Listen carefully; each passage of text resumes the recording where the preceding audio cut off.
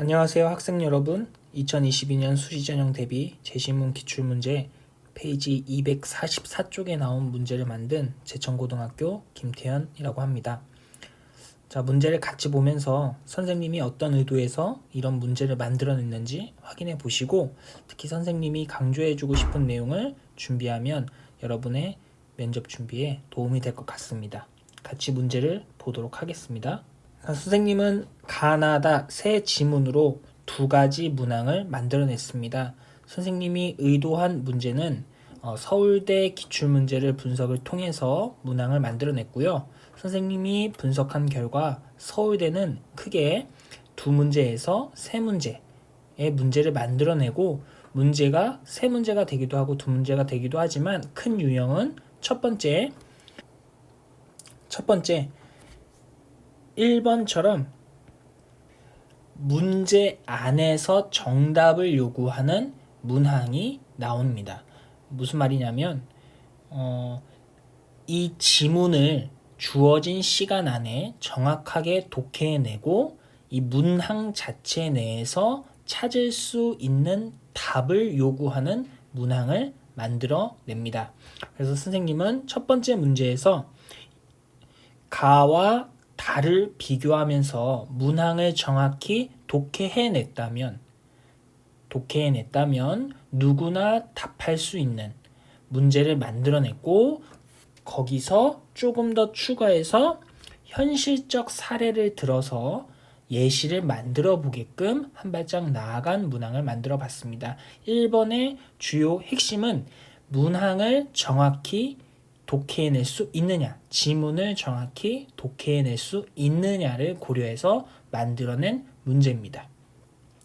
두 번째 문제의 경우에는 서울대 문제, 기출문제 혹은 고려대 기출문제들을 분석해 보면 문항 자체만으로 해결할 수 있는 문제도 있지만 자신의 생활기록부 혹은 고등학교 경험, 평소 자신이 가지고 있는 가치관을 표현하는 정답이 없는 질문을 묻는 문제들이 출제되고 있는 것을 확인했습니다. 그래서 2번 같은 경우에는 본인의 고등학교 경험을 근거로 이야기하라 라고 답변을 요구하는 문항을 만들었습니다. 그래서 2번 문항은 정답이 없는 문항입니다. 여러분의 경험, 여러분이 가지고 있는 가치관이 바로 정답인 문항입니다. 어떤 대답을 하더라도 상관이 없습니다.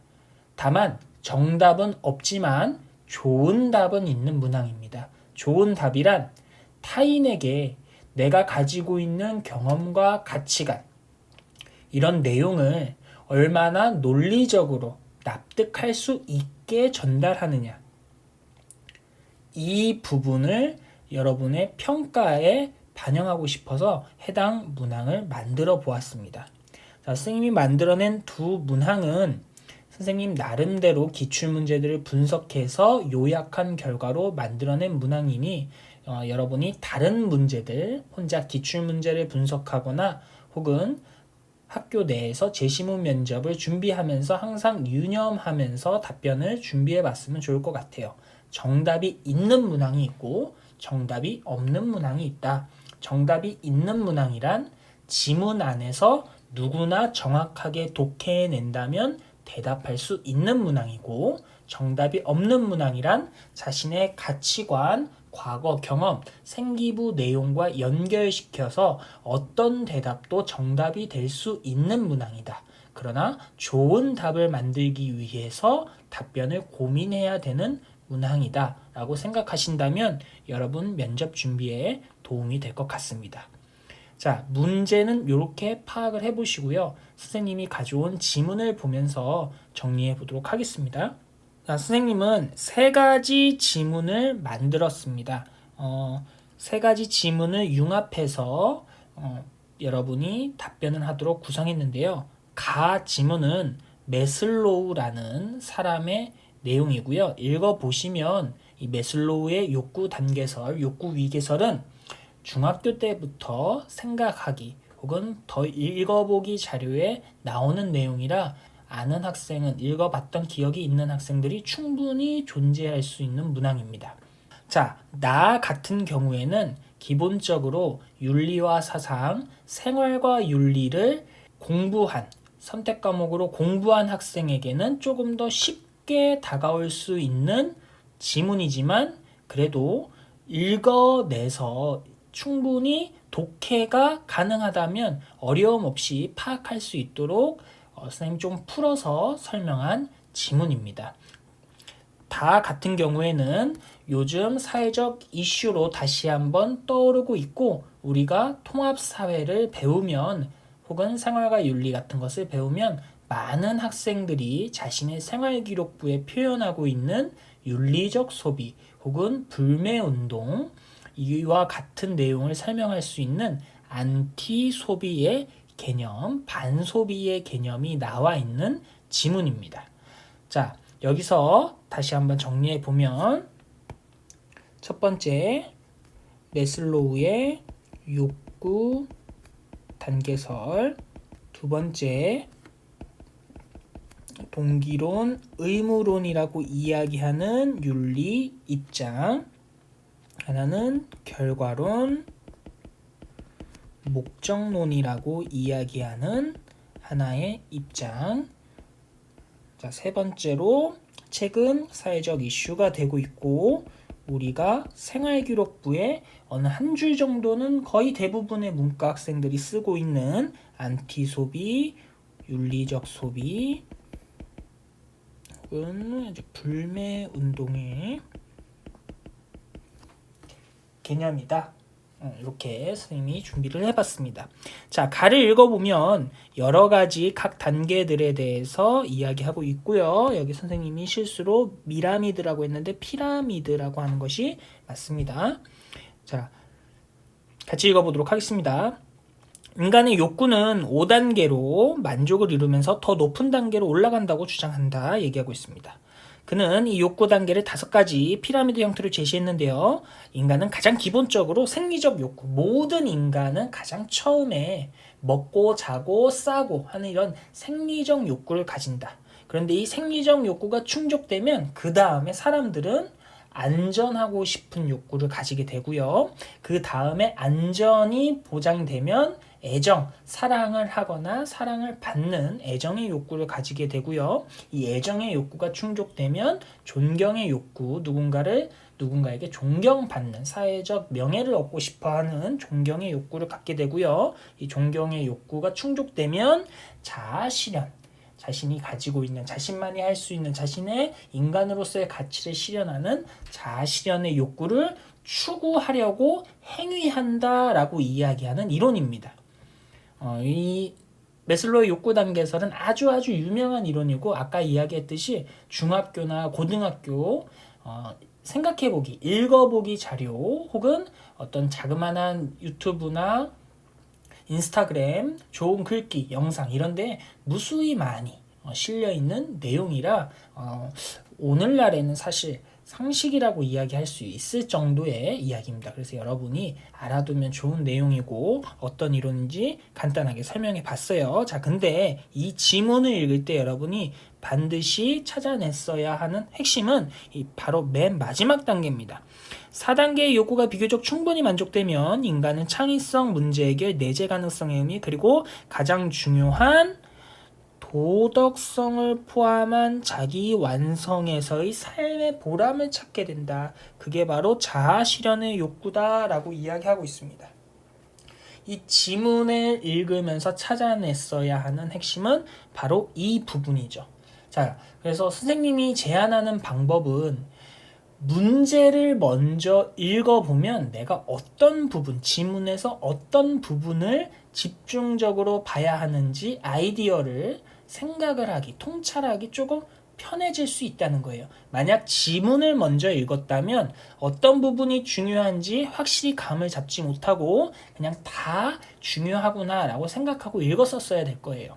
근데 만약에 1번을 읽고 2번도 읽었다면 어떤 도덕적 평가를 내리라고 이야기하고 있으니까 어떤 윤리적인 얘기, 도덕적인 얘기를 하려고 하는 건가? 라는 어떤 통찰의 기준을 마련하고 이 지문을 해석했다면 여기서 제일 중요한 건 자아실현, 이 자아실현에서 인간의 도덕적 행동을 표현하려고 하는 부분이 중요한 내용이 될 수 있겠구나라고 어느 정도 감을 잡을 수 있지 않았을까라고 생각합니다. 그래서 짧은 시간 안에 정확하게 독해를 해내야 되고 여러분이 쉬운 지문이라도 제한된 시간 속에서 하려고 하면 긴장 때문에 쉽지 않을 수 있어요. 그럴 땐 문제를 먼저 읽고 접근하는 게 답을 찾아내는데 훨씬 더 시간을 줄여줄 수 있는 효율적인 방법이 될 수 있다라고 선생님은 생각하고 여러분에게 제안하고 싶습니다. 자, 그래서 2번으로 넘어가면 2번은 조금 어려울 수 있으니까 같이 읽어보도록 할 거고요. 윤리와 사상이나 생활과 윤리를 배우지 않았더라도 충분히 해석할 수 있는데 낯선 표현들이 많아서 여러분이 어려워할 수도 있었을 것 같습니다. 같이 보도록 하겠습니다. 옳은 행동을 옳게 만드는 것은 무엇인가? 행동은 그것이 좋은 결과를 갖는 한 옳은 것이다. 또는 행동은 만약 일반적으로 준수되면 좋은 결과를 갖는 일련의 규칙을 따르면 옳은 것이다. 이런 윤리체계를 목적론이라고 한다. 얘기하고 있습니다. 목적론이 무엇인지 하나 설명하고 있죠. 개별적 행동이나 행동 유형이 도덕적으로 옳다는 것은 그것이 어떤 목적을 수단으로서 갖는 도구적 도움이 되냐 안 되냐, 내가 어떤 목적을 달성하고 싶은데 그 목적 달성에 도움이 됐다면 어떤 거다? 도덕적인 행동이다 라고 이야기하는 것. 어떤 목적에 대한 수단으로서 도구적인 가치에 근거하는 것이며 그 목적은 그 자체로 가치를 가지는 것으로 판단된다. 여기까지 하나의 문장으로 끊고 목적론이 무엇인지 생각해 냈어야 됩니다. 정리가 됐어야 되겠죠. 자, 그래서 목적론을 설명하는 제일 중요한 말은 사실 여기 마지막 부분이었어요. 자, 그러나 만약 그 대답이 행동은 의무의 최고 원리, 요구사항을 만족하는 행위의 규칙에 일치하면 옳다. 그런데 그 의무의 원리 자체는 좋은 결과를 산출하는 문제와 상관이 없다. 자, 이 부분에서 목적론과 지금 반대되고 있죠. 좋은 결과를 산출하거나 결과를 산출하는데 도움되는 것과는 상관없이 의무, 우리가 반드시 해야만 하는 무언가가 있는데 그것을 했느냐 안 했느냐로 평가한다는 이론 중에 하나입니다. 그런 윤리체계는 의무론이다 설명하고 있습니다. 한 행동의 도덕적 옳음은 어떤 행동이 도덕적으로 옳다 그르다 라고 이야기하는 것은 그 행동이 목적 실현을 위하여 도구적 역할을 하는 데 있는 것이 아니라, 끊고 여기가 핵심이겠죠. 도덕 법칙이 모든 행위자에게 원리 문제로서 수행하도록 요구하는 종류의 행동이라는 데 있다. 조금 마지막 부분 의무론을 알아야 되는데 의무론을 설명하는 게 난해했습니다. 그렇죠? 자, 이렇게 지문이 어렵게 나올 수 있어요. 충분히. 짧은 시간 안에 해석해야 되는데 지문이 어렵게 나올 수 있습니다. 그때 최대한 긴장도를 낮추고 내가 생소하지만 어렵지만 중요한 핵심적인 문장들로 이해해내는, 독해해내는 그런 연습들을 여러분이 충분히 많이 하셔야 돼요.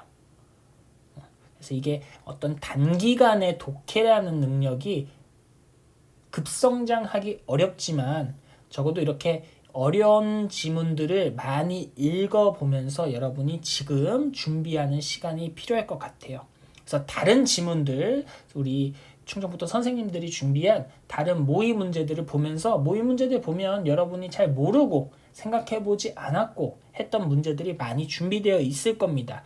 그것을 보면서 이게 진짜 문제로 나올까? 이게 정말 쪽집게처럼 잘 찝어주신 걸까? 라고 의심하지 말고, 그게 중요한 게 아닙니다. 쪽집게로 나온다 안 나온다가 중요한 게 아니라 내가 잘 모르는 분야에 어려운 지문이 나오더라도 그것을 정확하게 독해낼 수 있느냐 없느냐를 우리가 지금 연습하는 거라고 생각하셔야 됩니다.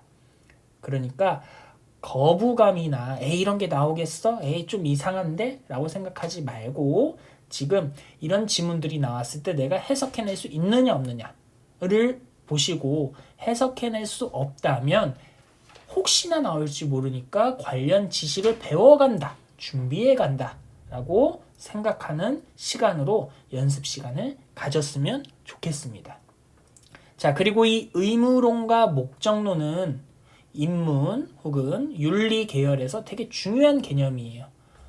연대나 고대나 서울대나 문과 학생들에게 혹은 이과 학생들도 마찬가지입니다. 가장 많이 묻는 질문 중에 하나가 어떤 도덕적인 인성을 평가할 수 있는 딜레마. 양쪽이 다 정답이 될 수 있는데 어떤 대답을 하더라도 정답이 될 수 있는데 그 정답이 어떤 답을 하도 네가 왜 그렇게 생각하는지 윤리적인 근거, 도덕적인 근거, 인성적인 근거를 이야기할 수 있는 물음들이 나옵니다. 그때 여러분이 사용하기 정말 좋은 단어, 정말 좋은 단원이 바로 의무론과 목적론을 설명하는 단원입니다. 그래서 선생님이 이것을 좀 모르는 학생들에게 전달해주고 아는 학생들에게 다시 한번 상기시켜 주려고 이 지문을 넣습니다. 자, 간단하게 설명해 주도록 할게요. 자, 의무론과 목적론은 간단하게 생각해 봅시다. 자, 사람이 물에 빠졌다고 생각해 봅시다. 자, 내가 모르는 사람이 물에 빠진 것을 봤어요. 자, 그러면 우리는 이 상황에서 두 가지, 그 사람을 도울 건데 두 가지, 여러 가지 이유가 있을 수 있겠지만 두 가지 이유에서 도울 수 있다고 한번 가정해 봅시다. 첫 번째는 이 사람을 왜 돕냐면 이 사람 구해주고 돈 받아야지 라는 생각에서 도울 수도 있어요. 라는 의도에서 도울 수도 있습니다. 또는 위기에 처한 사람은 당연히 도와야지 라는 생각에서 사람을 도울 수도 있습니다. 자, 그런데 사람을 도왔는데 두 가지 결과가 나올 수 있습니다. 사람을 도왔는데 그 사람이 살아난 경우가 있을 수 있고요. 그 사람을 도왔는데 아쉽지만 죽은 경우가 발생할 수 있겠죠. 자, 간단하게 상황을 이렇게 요약해 봅시다. 자, 그러면 의무론과 동기론, 결과론과 목적론은 여기서 어떤 행동을 옳다고 설명하냐면 이렇게 설명합니다. 동기론과 의무론은 그 사람이 나의 구조 행위로 살아났냐 죽었냐는 중요하지 않다고 이야기해요. 동기론과 의무론이 그 행동이 네가 사람이 물에 빠졌는데 도와준다는 그 행동이 도덕적인 행동이라고 평가받으려면 그 사람이 살았는지 죽었는지는 궁금하지 않답니다. 무엇이 중요하냐면 네가 어떤 동기로 그 사람을 도와줬니? 이게 더 궁금하대요. 그 동기와 그 의무를 지키려고 했을 때, 그럴 때만 도덕적 행동이다, 비도덕적 행동이다 라고 평가할 수 있답니다. 자, 그러면 이 예시에서 본다면 이렇게 우리가 경우의 수를 만들어 봅시다. 자, 1번, 2번, A, B 이렇게 있을 때 의무론을 주장하는 사람들은 이렇게 이야기한대요. 의무론은 E-A, E-B만 어떤 행동이다? 도덕적으로 옳은 행동이다 라고 이야기한답니다. 다시 말해서 무엇을 신경 쓰지 않는다? 자, 색깔을 바꿔볼게요. 자, 이 결과의 부분은 신경 쓰지 않고, 결과의 부분은 신경 쓰지 않고 어떤 이유에서 도와줬는지만 더 중요하게 생각하고, 그 이유가 옳다고 판단된다면 도덕적으로 옳은 행위, 옳지 않다라고 판단된다면 도덕적으로 그른 행위라고 평가하는 것을 의무론, 동기론이라고 이야기합니다. 자, 그러면 이렇게 바꿔서 이야기해 봅시다. 자, 반대로 결과론과 목적론은 이 사람이 어떤 이유에서 어떤 동기에서 도왔는지는 중요하지 않대요. 어떤 결과를 가져왔느냐, 네가 추구하려고 했던 목적에 도움이 되느냐를 훨씬 더 중요하게 생각한다고 합니다. 자, 그래서 이 결과론과 목적론은 이 앞에 부분, 이유와 동기는 중요하게 생각하지 않고 오로지 무엇만 본다? 이 결과만을 생각한다고 합니다. 그래서 1-A, 2-A, 죽은 결과는 좋지 않은 거죠. 나쁜 거죠. 이 좋은 결과, 그 사람이 살아난 경우만, 이 살아난 결과를 가져온다면 돈을 받고 싶어서 구해줬든지 당연히 도와주고 싶어서 도와줬든지 중요하지 않대요. 이 사람이 살았니 죽었니 결과로만 판단한다고 합니다. 이 이론은 우린 결과론 또는 목적론이라고 이야기해요. 자, 선생님이 더 길게 이야기할 수 있지만 여러분에게 짧게 설명하기 위해서 아주 간단한 예로 이 네 가지를 다 설명해 보려고 했습니다. 그래서 조금 설명이 부족한 부분들도 있을 수 있지만 여러분이 아는 학생이라면 이 선생님이 이걸 위해서 이렇게 간단하게 설명했구나 라고 이해할 수 있을 거고요. 이해하지 못했다면 이 기본적인 예시를 바탕으로 반드시 학교 선생님과 이야기해서, 윤리 선생님과 이야기해서 이 부분을 알아두고 정리하고 면접에 들어가면 도움이 될 것 같아요. 그래서 자신이 어떤 윤리적 입장을 취하고 있는지, 자신이 했던 혹은 자신이 어떤 딜레마 문제에서 판단하는 기준이 무엇인지 조금 더 멋있게, 저는 의무론적 입장에서 혹은 결과론적 입장에서 이러이러한 생각으로 이런 활동들을 했습니다 라고 설명할 수 있다면, 혹은 재시문 문접에서 그렇게 자신의 행위 기준을 이야기할 수 있다면 정말 좋은 답변이 될 수 있을 것 같습니다. 자, 나는 이것을 여러분에게 알려주고 싶어서 준비해서 들어가자라고 전달해주고 싶어서 만든 지문이고요. 자, 다는 우리가 현실에서 이루어지고 있는 안티소비에 대한 이야기입니다. 최근 비주류 인연가의 전유물로 여겨지던 반소비 운동이, 이 반을 우리가 이제 안티라고 하는 거죠. 사회의식의 성숙과 소셜미디어의 확산으로 대중의 공감을 얻으며 활발하게 전개되면서 구매력을 보유한 소비자가 소비를 회피하거나 거부하는 안티소비 현상이 부각되고 있다. 자, 실제로 MZ세대의 소비 현황으로 이런 반소비, 안티소비가 상당히 유행하고 있다라고 이야기하고 있습니다. 그래서 우리가 환경을 생각해서 플라스틱 컵을 쓰지 않으려고 한다는 거, 이런 의식들이 과거에는 에이 뭘 그런 거 해 귀찮게 이렇게 얘기하고 있는데 요즘에는 젊은 학생들 여러분이나 좀 젊은 대학생들에게는 그런 행위로 자신의 가치를 표현하는 중요한 것으로 표현하고 있다고 얘기해요. 그래서 과거에는 일본 소비 불매운동이 실패했을 가능성도 큰데, 또 그런 실패했던 사례들이 있는데, 얼마 전에 있었던 일본 불매운동이 상당히 성공적으로 끝났다라고 평가받는 이유는 오늘날의 세대들이 이런 것들, 이런 활동들, 불매운동으로 자신의 삶의 가치를 표현하려고 하거나 자신의 자아를 실현했다라고 생각하는 경향들이 나타나기 때문이라고 평가하는 학자들도 있습니다. 자, 이 같은 안티소비는 경제적 제약이 아니라 심리적 사회적 동기로, 자, 그러면 여기서 심리적 사회적 동기라고 얘기했는데 특히 어떤 부분? 이 심리적 소비를 어떤 부분과 연결시켜서 우리가 한번 생각해 보자. 바로 가에서 이야기했던 매슬로우의 이야기와 섞어서 이야기할 수 있지 않을까. 이게 선생님의 첫 번째 생각이었어요.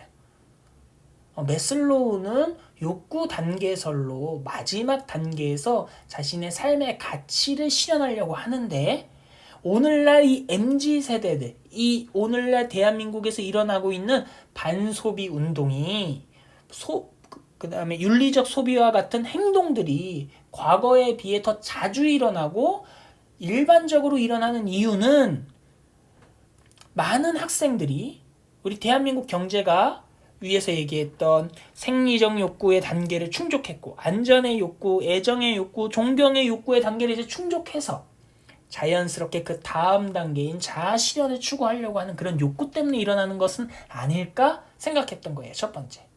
그리고 두 번째, 그렇다면 우리의 행위의 도덕성을 평가하는 의무론과 목적론의 입장에선 이 행동을 도덕적이라고 평가할 수 있을까? 비도덕적이라고 평가해야 될까? 라고 한 단계 더 나아가 봤습니다. 자, 그래서 우리가 실제로 생활기록부에 윤리적 소비를 쓰고 불매운동에 대해서 조사해봤다고 쓰고 얘기하는데, 사실 많은 학생들의 생기부를 선생님 컨설팅 다니면서 읽어봤지만 그 다음 단계, 그래서 나는 이 불매운동에 찬성한다, 이런 행동이 도덕적인 것 같다라고 표현되는 부분들은 많이 못 봤어요. 만약에 여러분의 내용에 그런 것들이 써져 있다면 불매운동이 왜 일어났고 어떤 과정으로 벌어졌고 어떤 결과가 나타났는데, 그럼 나는 어떻게 생각하는지, 나는 그러면 왜 그것을 좋다라고 생각하는지, 옳다라고 생각하는지, 조금 도덕적 가치는 부족하다라고 생각하는지 조금 더 확장돼서 이야기할 수 있는 생각의 하나의 방법을 전달해주고 싶어서 이렇게 만들어 봤습니다. 자, 그래서 만들어진 문항이 2번인데 선생님이 처음에 찍은 영상이랑 좀 바뀌었죠? 네, 미안해요. 선생님이 바뀌기 전에 가와 이 나 안에서 목적론과 의무론을 다 물어보는 수정 전의 문제를 가져와서 선생님이 찍고, 나중에 이거 얘기하다가 알게 돼서 급하게 바꿨습니다. 영상이 조금 바뀐 거 미안하게 생각합니다. 자, 그래서 나 문항을 다시 한번 읽어보면, 나의 입장 중, 자, 아까 이야기했습니다. 문제를 먼저 읽어보면 문제에서 우리가 찾아야 되는 부분들이 무엇인지 조금 더, 지문에서 찾아야 되는 부분들이 무엇인지 조금 더 알고 어려운 지문을 해석하는 거기 때문에, 생소한 지문을 해석하는 거기 때문에 중요한 포인트들을 조금 더 쉽게 찾아낼 수 있다, 얘기해주고 싶고요. 의무론의 입장에서, 그러면 우리는 나라는 지문을 읽으면서 의무론이 뭔지 정확하게 정리를 해야 되고, 두 번째, 그러면 의무론과 반대되는 목적론이 뭔지 준비할 수 있어야 되겠죠. 구분할 수 있어야 되겠죠. 자, 그리고 가베슬로의 이론에 근거한 안티소비 행위에 대해서 어떤 도덕적 평가를 내릴지 설명하라고 되어 있습니다. 자, 이거는 독해를 했다면 정답을 이야기할 수 있어야 하는 문제이죠. 네, 이거는 정답이 있는 겁니다. 그런데 그 뒤에 또한 본인의 고등학교 경험, 책이나 활동들, 자신이 했던 것들 중에서 나는 이런 활동을 했었는데 어떻게 생각했다, 왜 그렇게 했다 라고 이야기한다거나, 내가 이런 활동을 하진 못했지만 어떤 책에서 이런 내용들을 읽었을 때 이렇게 판단한다, 이 안티소비에 대해서 어떻게 얘기할지, 나는 착하다고 판단할지 나쁘다고 판단할지, 꼭 의무론과 목적론이 아니라도, 여기서는 의무론을 나에서 먼저 평가라고 이야기했는데, 그렇다고 꼭 내 생각이 의무론일 필요는 없어요. 본인은 목적론의 입장에서 옳다라고 이야기할 수도 있는 거죠. 그렇죠? 자, 그 나만의 생각은 무엇인지 묻는 겁니다. 이 문항은 정답이 없는 문항이다. 자, 이런 문항들이 구성되면, 나의 과거 경험을 이야기하는 문항들이 구성되면 보통 정답이 없는 문항입니다. 조건만 잘 지켜주면 돼요. 그런데 여기서 또한 이후에 나와 있는 조건은 뭐다? 그냥 본인의 고등학교 경험에서 비슷한 내용이 있으면 얘기하고, 그것을 근거로 자신은 안티 소비에 대해서 도덕적이라고 판단할 건지 비도덕적이라고 판단할 건지 의무론의 입장에서만 이야기하라는 조건은 없죠. 그러면 목적론적 입장에서도 가능한 거고 의무론적 입장에서도 가능한 거니까 내 생각이 의무론이 아닌데 굳이 의무론으로 이야기할 필요는 없습니다. 그러니까 지문을 명확하게 해석하는 것도 핵심이고 문제를 정확하게 해석하는 것도 핵심이에요. 자, 우리가 이렇게 찬찬히 보면 어려운 문항은 아닌데 항상 정해진 시간 내에 아주 높은 긴장도에서 지문을 읽고 해석하려고 하니까 긴장 때문에 쉬운 것도 잘 이해 안 되고 그 다음에 자주 놓치는 실수들을 하게 됩니다. 근데 서울대, 고대, 연대 우리가 재신문 면접을 준비하는 학교들은 그 작은 실수를 사실 용납하려고 하지 않죠. 그리고 경쟁자들에겐 그 작은 실수가 포인트가 돼서 나보다 높은 점수를 받을 수 있게 되는 차이점이 되는 거니까 우리는 이 모의 면접 문항들을 통해서 내가 생소한 지문도 정확하게 읽어낼 수 있는 연습, 한 번도 생각해보지 못한 문제도 한번 생각해보는 기회. 그래서 어떤 문항이 나올지 몰라요. 어떤 지문이 나올지도 모르겠지만 우리가 과거에 배웠던 지문들 중에서 내용들 중에서 선생님들이 나름 중요하다고 생각했던 것들은 한번 미리 준비해보고 가자. 그리고 거기서 나의 생각은 어떤 건지 열린 질문들, 정답이 없는 질문들에 대한 답을 한번 정리해보고 가자 라고 만들어진 문제들입니다. 선생님이 제시한 문제도 마찬가지니까 여러분이 고등학교 때 많이 써왔던 윤리적 소비, 그 다음에 불매운동, 어떤 입장에서 도덕적일지 비도덕적일지, 나는 도덕적이라고 판단하는지 비도덕적이라고 판단하는지 한번 생각해보는 경험이 됐으면 좋겠습니다. 자, 긴 시간 들어주셔서 감사합니다. 그러면 다른 선생님께서 선생님만의 답안을 이야기하시면서 어떤 식으로 답변을 구성해야 되는지 이야기해 주실 겁니다. 여러분 좋은 결과 있기 바랍니다. 마치겠습니다.